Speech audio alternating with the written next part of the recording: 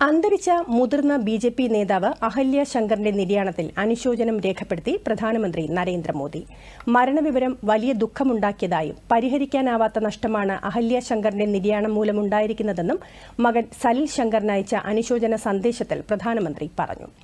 പൊതുജീവിതകാലത്ത് നിരവധി പോരാട്ടങ്ങൾക്ക് നേതൃത്വം നൽകിയ വ്യക്തിത്വമായിരുന്നു അഹല്യ ശങ്കറിന്റേതെന്ന് മോദി അനുസ്മരിച്ചു.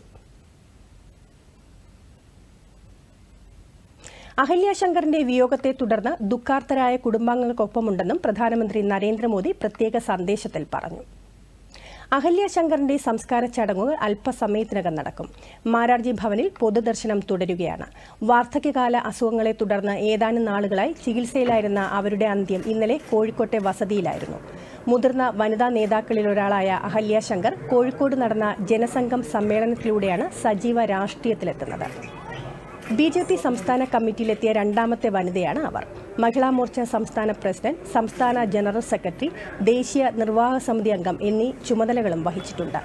അഹല്യ ശങ്കറിന്റെ സുദീർഘമായ പൊതുജീവിതം സമരങ്ങളും പോരാട്ടങ്ങളും കൊണ്ട് മുഖരിതവും പ്രത്യയശാസ്ത്ര സമർപ്പണം കൊണ്ട് മാതൃകയുമാണെന്ന് കേന്ദ്ര സഹമന്ത്രി ജോർജ് കുര്യൻ അനുസ്മരിച്ചു. ജനസംഘത്തിന്റെയും ഭാരതീയ ജനതാ പാർട്ടിയുടെയും അമരത്തെ കരുത്തുറ്റ സ്ത്രീ സാന്നിധ്യമായിരുന്നു അഹല്യ ശങ്കറെന്ന് ദേശീയ നിർവാഹക സമിതി അംഗം പി.കെ. കൃഷ്ണദാസ് പറഞ്ഞു.